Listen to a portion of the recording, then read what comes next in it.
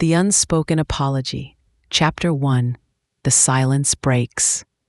The silence was a living, breathing entity in the Harper household, a suffocating presence that had swallowed the air for 5 long years.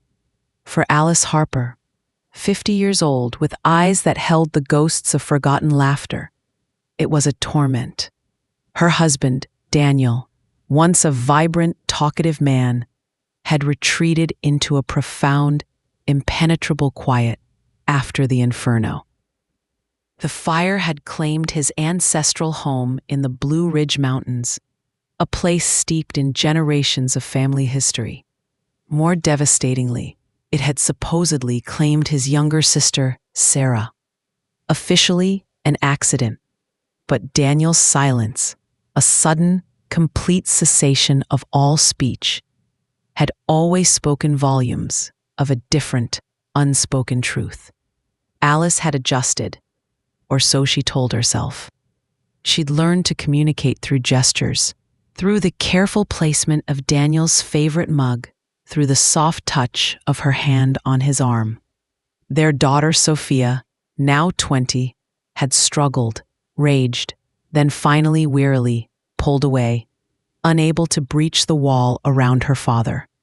The silence had not only claimed Daniel's voice, it had chipped away at their family, leaving Alice in a desolate landscape of unspoken questions and simmering resentment. She loved Daniel fiercely, but the weight of his uncommunicated grief, the sheer impossibility of reaching him, had worn her down to a thin, translucent thread. Yesterday, that thread snapped. Alice had walked into the kitchen, the morning sunlight spilling across the counter, illuminating the small chalkboard where they usually left grocery lists or chore reminders. Daniel, in his methodical routine, always erased the previous day's notes. But this morning, there was a new message. Written in his strong, familiar hand, the chalk white against the black slate were 2 simple words. 2 words that shattered 5 years of absolute silence. Forgive me. Alice stared at it, her heart leaping into her throat, then plummeting into her stomach. Her breath hitched. Forgive me. The words seemed to vibrate in the silent kitchen, echoing with untold pain, with a desperate plea. A storm of emotions erupted within her. Shock, a terrifying surge of hope, then a crushing wave of anger. Why now? Why these 2 words, after so long? What did they mean? Forgive him for what? For the silence? For Sarah? For the agony she'd endured? She found Daniel in his workshop, meticulously sanding a piece of oak. His back was to her, his shoulders hunched. Alice walked up to him, her legs trembling. She stood beside him, holding the image of the chalkboard in her mind. He didn't turn around. He rarely did, unless she spoke directly to him. But she didn't want to speak. She wanted him to. Daniel, she whispered, her voice cracking. The chalkboard. What do you mean? He froze, his hand still on the wood. His shoulders stiffened. She saw the subtle tension ripple through his frame. Slowly, he turned. His eyes, usually distant, clouded with an unreadable sorrow, were wide, filled with a raw, primal fear. Panic. He reached out a trembling hand, grabbing a pencil, then a small notepad from his workbench. He tried to write, his hand shaking violently, the pencil scratching uselessly at the paper. His breath came in shallow, ragged gasps. Sweat beaded on his brow. He was having a panic attack, triggered by the attempt to communicate, by the weight of those 2 words. Alice immediately wrapped her arms around him, holding him close, whispering soothing words, stroking his hair. Shh, shh, it's okay, Daniel. It's okay. Don't push yourself. Just breathe. He clung to her, trembling, his silent sobs shaking his entire body. It was a silent agony she knew too well, but this time it was different. This time there was a crack in the wall, a glimpse into the depths of his torment. Later, after he had calmed down, retreating back into his familiar, withdrawn state, Alice sat alone in the kitchen, staring at the chalkboard. "Forgive me." It was a confession, an apology, a desperate cry. It ignited a burning need in her to understand. The fire, Sarah's death, Daniel's silence, it was all connected. And the apology meant he was carrying a burden heavier than she could have imagined. Sophia came home from her college class, her usual vibrant energy dulled by the oppressive atmosphere of their home. She tossed her backpack onto a chair, her eyes falling on the chalkboard. Her face, young and usually expressive, hardened. "What is this?" she asked, her voice low, laced with venom. She walked over, tracing the words with an accusing finger. "Forgive me? Forgive him for what, Mom? For 5 years of being a ghost? For ignoring me? For just shutting down?" Her voice rose, raw with years of unspoken frustration. "Why now? Why can't he just talk?" "Sophia, please," Alice pleaded, but her daughter was beyond reasoning. "No, Mom, this is ridiculous. He can write 2 words. But he can't tell us what happened. He can't tell us why he's done this to us? To you?" Sophia gestured wildly around the silent house. "This isn't living. This is a tomb." Sophia stormed out, leaving Alice alone once more, the echo of her daughter's pain mingling with her own. The chalkboard, with its 2 stark words, now felt like a taunt. It was time. Time to stop accepting the silence. Time to break through the wall. No matter how painful the truth might be, Daniel's apology was a key, a fragile, desperate offering, and Alice knew, with a terrifying certainty, that she had to find the lock. Chapter 2: Echoes in the Attic. The days that followed were a torturous blend of fragile hope and crushing disappointment. Danny's attempts to communicate, spurred by the chalkboard incident, invariably ended in the same terrifying panic attacks. He would grasp a pen, his hand hovering over paper, his brow furrowed in desperate concentration, only to dissolve into silent, trembling sobs. The words were trapped, suffocating him. Alice knew then that pushing him directly was impossible. The truth, whatever it was buried too deep, too painful. She had to find it herself. She began her search in the places Daniel rarely touched: the dusty attic, filled with relics of a past life, and the cramped, overflowing storage room in the basement. She was looking for anything related to the fire, to Sarah, to Daniel's life before the silence. Old letters, journals, photo albums, anything that could explain the unforgivable apology, the years of quiet torment. The attic was a mausoleum of memories, filled with trunks and boxes covered in decades of dust.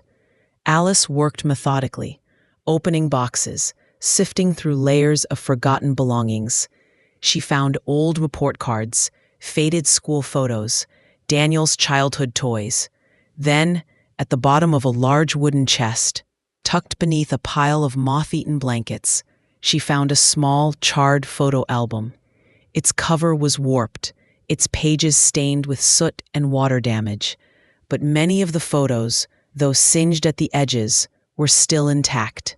She thumbed through them, her heart aching. Daniel as a boy, mischievous and smiling. His parents, warm and vibrant. And Sarah, his younger sister, a blur of bright laughter and boundless energy. Page after page of a happy, normal family, untouched by the tragedy that would consume them. Then she found it, a photo of the old Blue Ridge Mountain home, majestic and proud, standing against a backdrop of rolling hills. But this particular photo was different. It was charred almost beyond recognition, its edges blackened, its center burned away, and beneath it, stuck to the back of the photo, was a small, torn scrap of paper. It looked like the corner of a letter, singed and fragile. She carefully peeled it away, her fingers trembling. The handwriting was faded, but discernible. It was Daniel's father's script. Only a few words remained. "The agreement we made, our secret, for the family's sake," Alice gasped. Our secret? An agreement? For the family's sake? This wasn't just a tragic accident. This was a conspiracy, a hidden truth that stretched back decades, long before the fire. The fragment of a letter, combined with Daniel's sudden silence after the fire, painted a chilling picture. The fire, Sarah's death, it wasn't just a natural disaster. It was connected to something deliberately concealed, something that had fractured Daniel's very soul. Her mind immediately went to Daniel's uncle Leo, his father's older brother, who lived in a small, isolated cabin not far from the site of the old family home. Leo was a recluse, a quiet, gruff man who rarely left the mountains. He had been a peripheral figure in Daniel's life after the fire, offering only terse condolences. But he had been there. He would know. He must know. A desperate, primal need for answers surged through Alice. She couldn't wait any longer. She couldn't endure another moment of Daniel's silent suffering, another second of her own unknowing. The small, charred photograph, the cryptic fragment of the letter, they were crumbs leading down a dark, terrifying path. And Alice knew, with a certainty that both thrilled and terrified her, that she had to follow them. She had to go to the mountains, to the place where the silence began, to Uncle Leo. Chapter 3. The Mountain's Keeper. The drive to the Blue Ridge Mountains was long, the landscape slowly transforming from the manicured suburbs of Richmond to the rugged, ancient beauty of the Appalachians. The winding roads, framed by towering pines and granite outcrops, felt like a journey back in time. Alice clung to the steering wheel, the charred photo and the cryptic letter fragment heavy on the passenger seat beside her. Each mile brought her closer to the heart of Daniel's pain and to the truth she desperately sought. Uncle Leo's cabin was exactly as she remembered it. Small, weathered, nestled deep within a thicket of trees, smoke curling lazily from its stone chimney. He was on his porch, whittling a piece of wood, his face a network of deep wrinkles, his eyes sharp and wary. He looked up as Alice's car crunched on the gravel driveway, his expression unreadable. "Alice," he grunted, his voice rusty, surprised to see her. "Didn't expect you. Daniel, he's all right?" "He's as well as can be, Leo," Alice replied, stepping out of the car, the mountain air cool and crisp on her skin. She wasted no time. "I need to talk to you about the fire, about Sarah, and about Daniel's silence." She held up the charred photograph and the letter fragment. "What secret was your brother hiding? What agreement?" Leo's eyes, which had been wary, now hardened. He looked away, his jaw tightening. "That's old history, Alice. Best left buried. Some things are better left unspoken." "Unspoken?" Alice's voice cracked with a fierce, quiet rage. "Daniel hasn't spoken a word in 5 years. He's dying inside, Leo.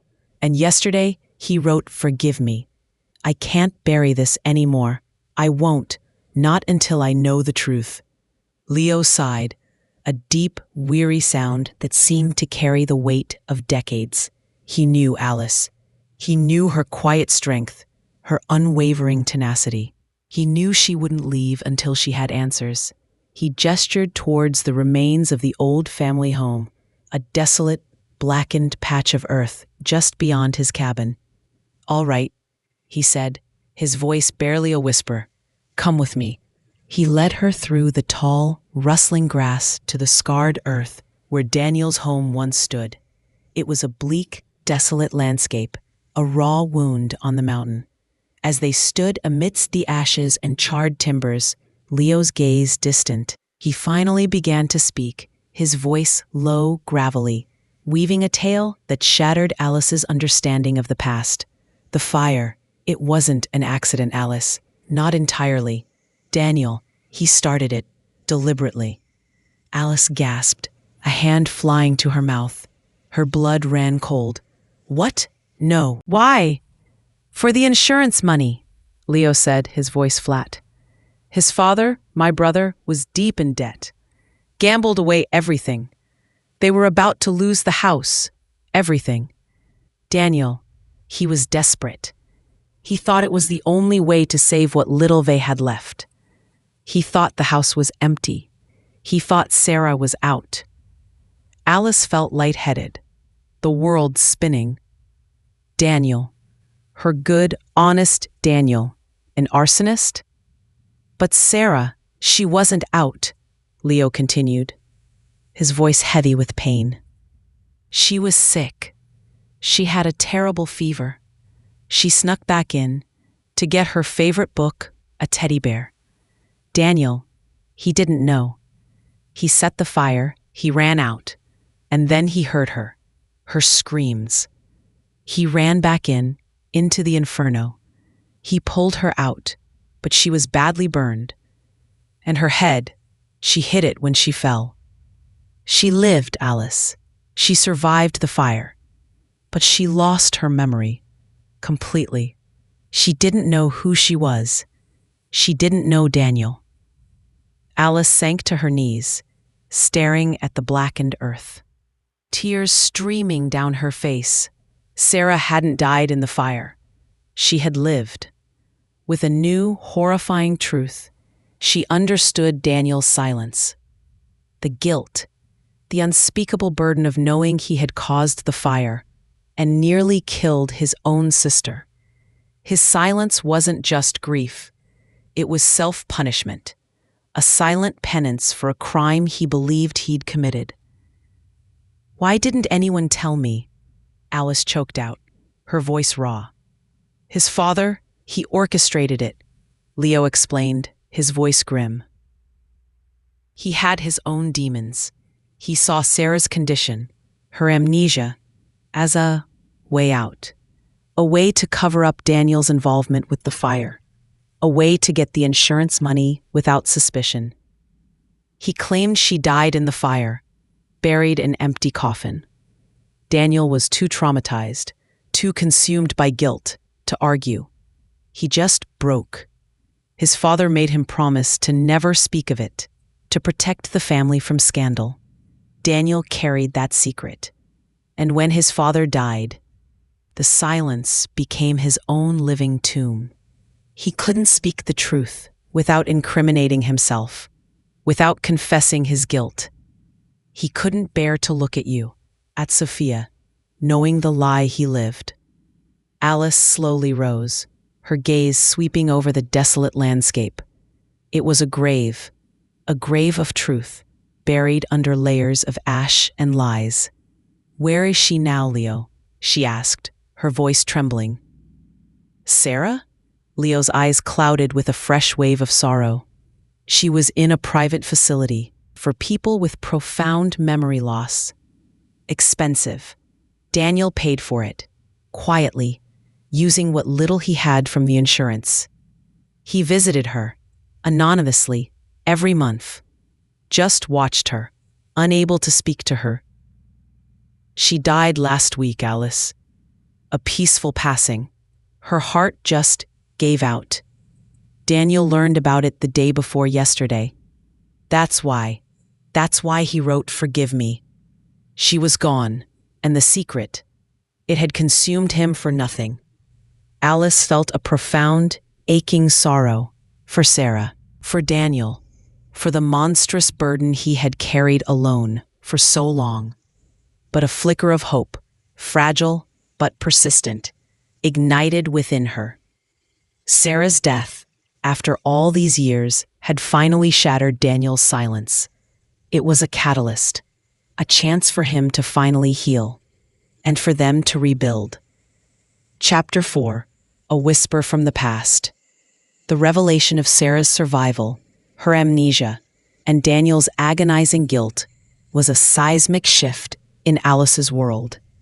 The silence, once a symbol of his indifference, was now a monument to his profound suffering, his silent penance.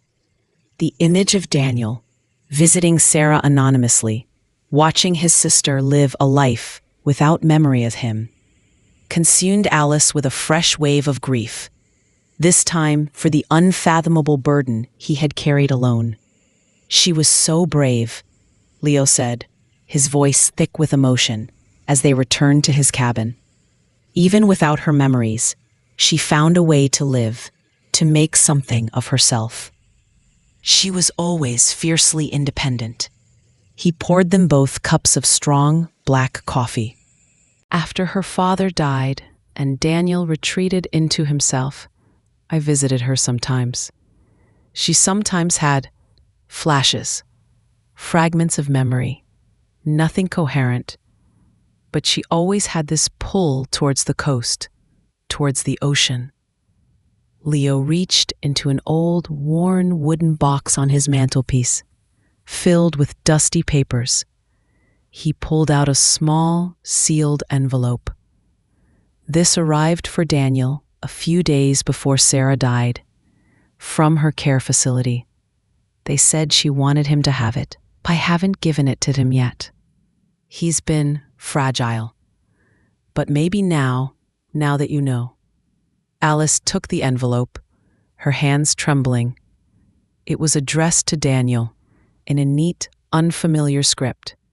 Inside, she found a single, faded photograph. It was a picture of Daniel and Sarah as young children, laughing, building a sandcastle on a sunny beach. On the back, written in a shaky, almost childlike hand, were 2 words: "We'll get there, always." And below it, a small, barely legible address. A house number, a street name, and Beaufort, North Carolina. Beaufort, North Carolina. A small, historic coastal town. "Beaufort?" Alice whispered, a sense of wonder dawning. "Why Beaufort?" Leo looked thoughtful. Sarah always loved the coast. She visited those small towns often before everything. She had friends there too. Maybe she found a way to build something new, a quiet life. The photo, the address. It was a message from Sarah, sent from beyond the silence, from beyond the grave. A final connection, a hope. She owned a house there, Leo confirmed, his voice hushed. She saved her money. From the small crafts she made, she bought a place, a small cottage, said it made her feel safe, like she remembered it, even without knowing why. A profound decision settled over Alice. This wasn't just about Daniel's past. It was about Sarah's lost life and the final piece of their fractured family history. She had to go to Beaufort. She had to find this house, this last whisper of Sarah. She returned to Richmond, her heart heavy with the new truth, but also alight with a desperate sense of purpose. She showed Daniel the photograph. He took it, his eyes fixed on his childhood self, then on Sarah's smiling face. A single tear traced a path down his cheek. He looked at the inscription on the back, then at Alice, a question in his eyes. "It's from Sarah, Daniel," Alice said gently, her voice thick with emotion. "She left it for you. She remembered somehow. Parts of it, at least. She never forgot you, Daniel. Never." She told him about the house in Beaufort, North Carolina. He listened, silent, but his gaze was intent, focused. He didn't object. He simply nodded. a subtle, almost imperceptible shift in his closed-off world. He was ready for the final chapter of his agony, ready for the truth. Chapter 5. The Coastal Sanctuary. The coastal drive to Beaufort, North Carolina, was bathed in the soft, golden light of late afternoon. The salty air, carried on a gentle breeze, offered a stark contrast to the oppressive mountain air that had hung over Daniel's secret. Alice drove, Daniel beside her, his silence still a presence, but one now infused with a fragile anticipation. He clutched the old photograph, his knuckles white. Beaufort was a charming historic town, its streets lined with ancient live oaks draped in Spanish moss, its waterfront dotted with fishing boats and quaint shops. The address led them down a quiet, tree-lined street to a small, weathered cottage painted a faded pastel blue, its porch swing gently swaying in the breeze. It was modest, unassuming, but had a quiet dignity about it. Alice stepped out of the car, her heart pounding. This was Sarah's sanctuary, the place she had found after losing everything. The place where fragments of her memory had perhaps resurfaced, allowing her to reach out one last time. The key, mailed to Leo by the care facility, was hidden under a loose brick by the front door. Alice unlocked it, the click echoing loudly in the quiet afternoon. Inside, the cottage was small but clean, filled with a faint scent of sea salt and dried lavender.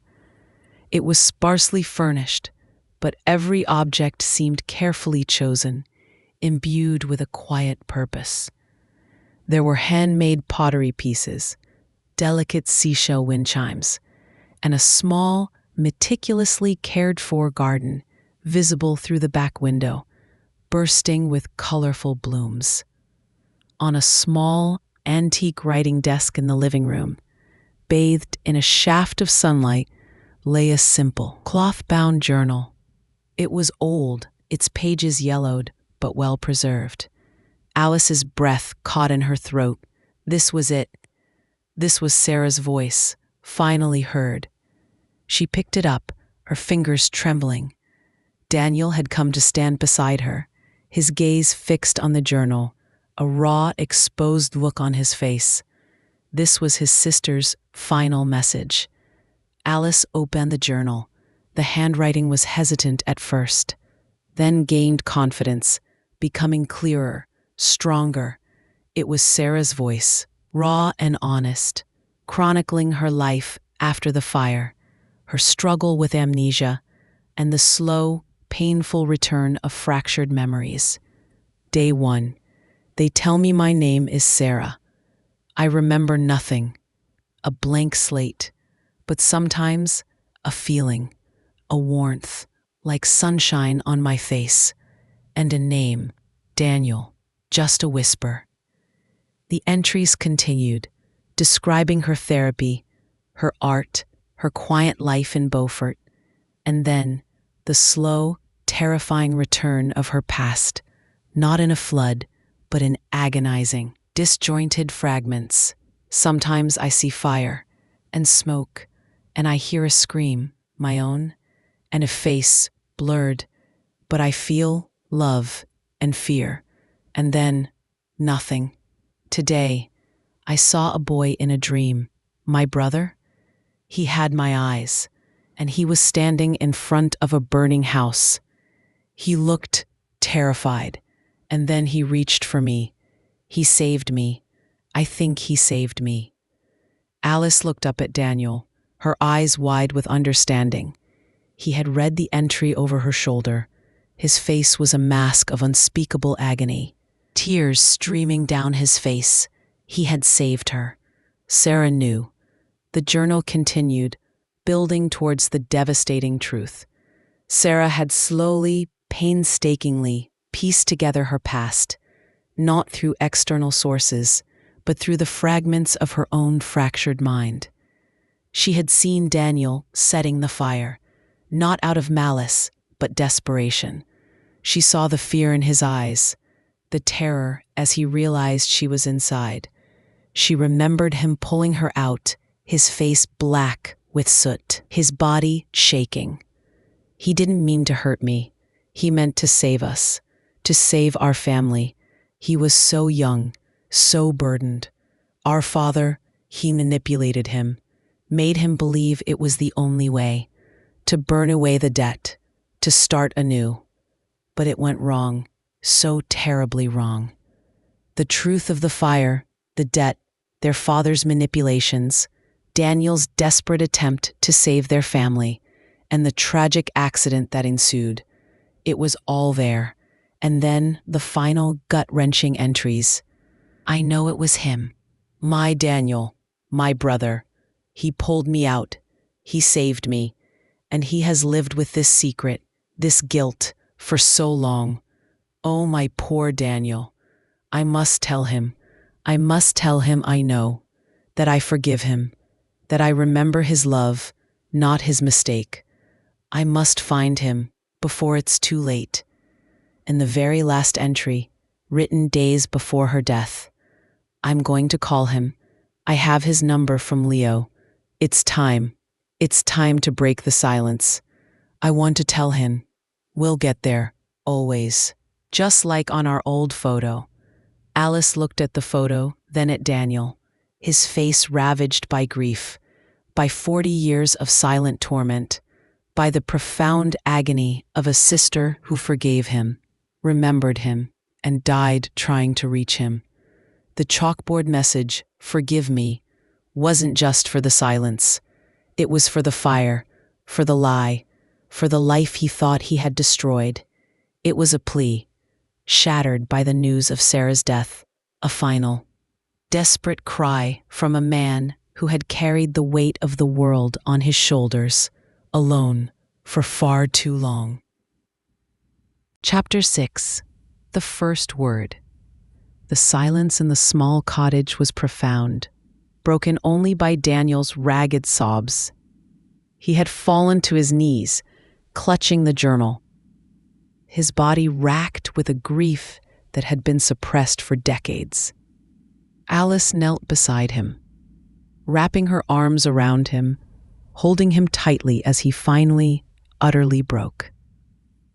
All the years of unspoken pain, of self-imposed punishment, of living with a lie, poured out of him in a torrent of silent, wrenching sobs. "Oh, Daniel," Alice whispered, her voice thick with tears. She knew. She forgave you. She loved you. She always did. She stroked his hair, her heart aching for the boy who had tried to save his family and who had lost himself in the process. Slowly, his sobs began to subside. He lifted his head, his eyes red-rimmed, but a flicker of something new, something fragile, was in them. It was vulnerability. It was release. It was hope. "Alice," he whispered, his voice raspy, unused, a mere ghost of the strong voice she remembered. It was the first time he had spoken her name in 5 years. The sound was rough, almost painful, but it was the most beautiful sound she had ever heard. Alice pulled him closer, pressing her face into his shoulder. "Yes, Daniel, I'm here. I know everything. And it's okay. We're okay." He clung to her, trembling. "Forgive me," he choked out again, the words clearer, this time filled with a raw, desperate sincerity.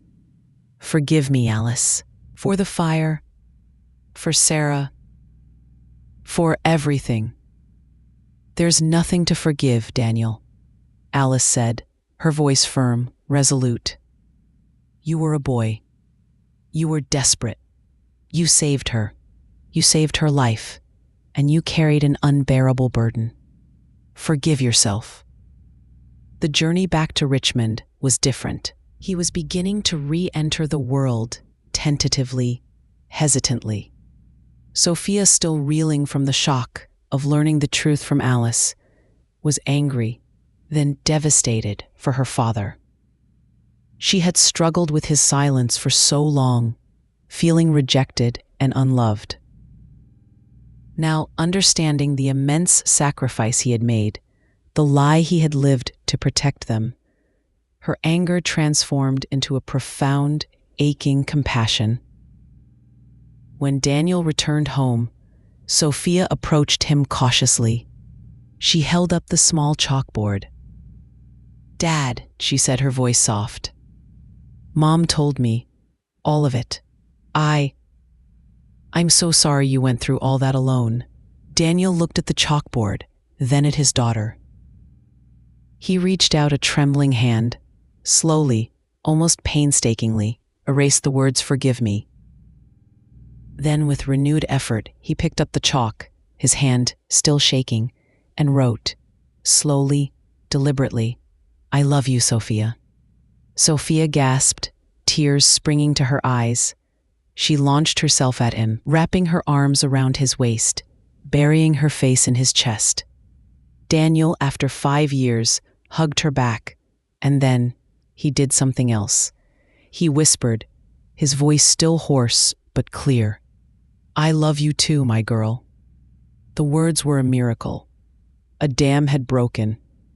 The Harper family, fractured by fire, by lies, by the profound silence of a father's guilt, began the long, arduous journey of healing. Daniel's recovery was slow, punctuated by relapses into silence, but each time he returned, pulled back by Alice's unwavering love and Sophia's rediscovered connection. He began therapy, slowly, painfully, recounting the trauma he had buried for decades. He began to speak, first in whispers, then in hesitant sentences, eventually regaining his voice, scarred but whole. The family home, once a tomb of unspoken grief, began to resonate with the tentative sounds of renewed communication, of shared laughter, of quiet conversations late into the night. They talked about Sarah, not as a victim of a tragic fire, but as a brave, loving sister who had found her way back to them, even from beyond the grave, through her last poignant message. Alice, no longer consumed by the desperate need to understand, found a profound peace. Her own guilt, a quiet, personal burden she had carried for years, seemed to lift with Daniel's healing. She had married a good man, a man of profound integrity who had simply made a terrible, desperate mistake under duress. His silence was not a rejection, but a profound act of protection. Life didn't return to what it was before. It became something new, something deeper, forged in the crucible of shared pain and profound forgiveness. The cottage in Beaufort became their family retreat, a sacred space of memory and healing, where Sarah's spirit seemed to linger, a quiet presence of love and forgiveness. Daniel would sit on the porch swing, looking out at the ocean, sometimes sketching, sometimes just watching the waves. And sometimes he would tell Alice stories, stories of his childhood, stories of Sarah, stories of the fire, the words flowing freely now, healing the wounds of the past. The chalkboard in the kitchen, once a symbol of his silence, now held daily messages. "Good morning, my love. Dinner tonight? Thinking of you." Simple words, but each one a testament to a broken bond mended, a life reclaimed, and a love that, against all odds, had found its voice again.